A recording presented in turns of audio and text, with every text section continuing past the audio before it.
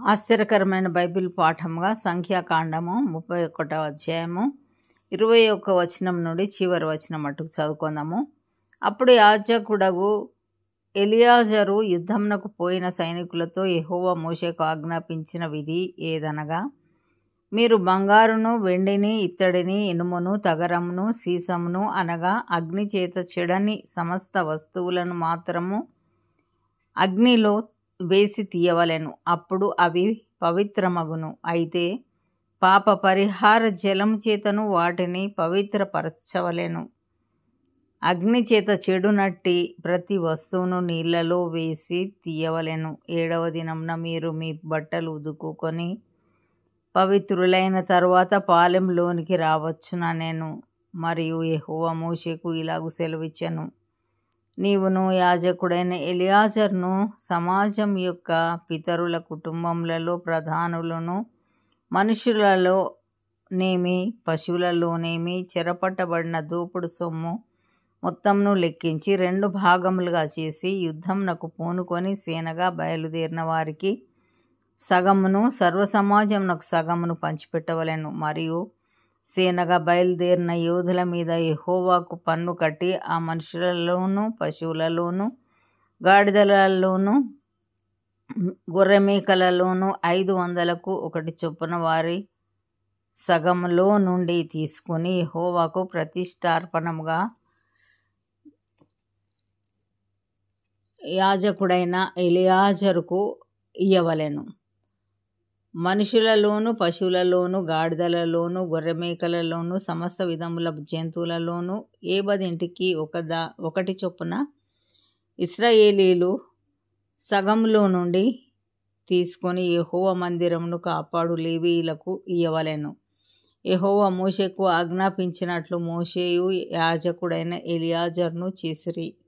ఆ దోపుడు సొమ్ము అనగా ఆ సైనికులు కొల్లబెట్టిన సొమ్ములో మిగిలినది 6,75,000 గొర్రె మేకలును, 72,000 పశువులను, 61,000 గాడిదలును, 32,000 మంది పురుష సంయోగమెరుగని స్త్రీలును, అందులో 6వ వంతు అనగా సైన్యముగా పోయిన వారి వంతు.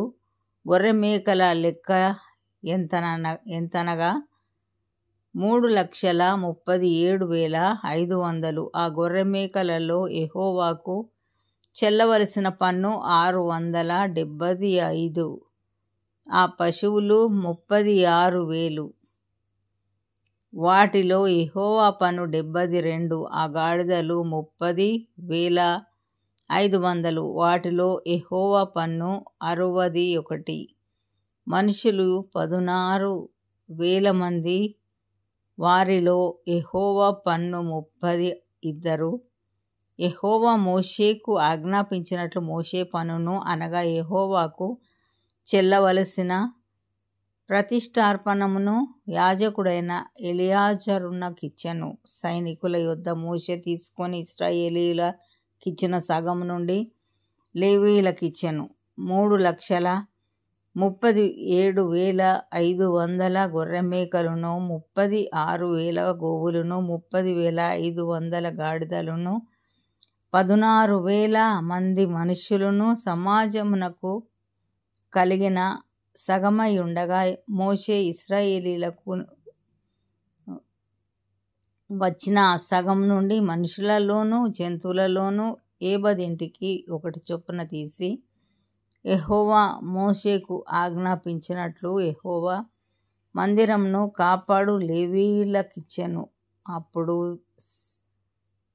సేనా సహస్రముల నియామకులు అనగా సహస్రాధిపతులను శతాధిపతులను మోషే అనగా సహస్రాధిపతులను శతాధిపతులను మోషే యుద్ధకు వచ్చి, నీ సేవకులమైన మేము మా చేతి క్రింద నున్న యోధులను లెక్కించి మొత్తము చేసితిమి. మాలో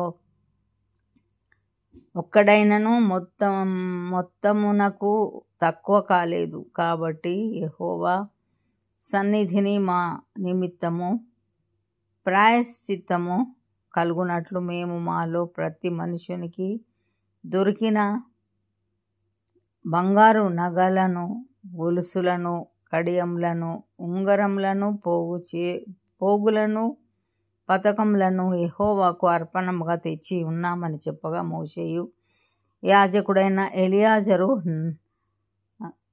నగలుగా చేయబడిన ఆ బంగారును వారి యొద్ద తీసుకొని సహస్రాధిపతులను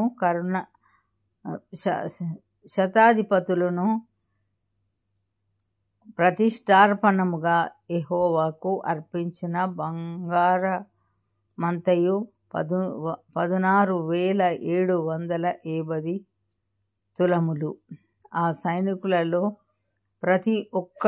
ప్రతివాడును తన మట్టుకు తాను కొల్ల సొమ్ము తెచ్చుకొని యుండెను. అప్పుడు మోషేయు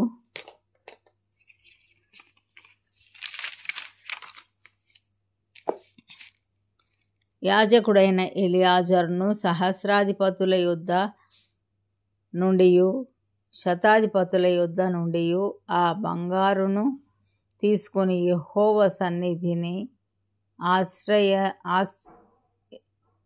సన్నిధిని ఇశ్రాయేలీయులకు జ్ఞానాభ్యాసముగా ప్రత్యక్షపు గుడారమున ఉంచిరి. ఇంతటితో ఇది నా కొరకైన బైబిల్ పాఠం. సరే.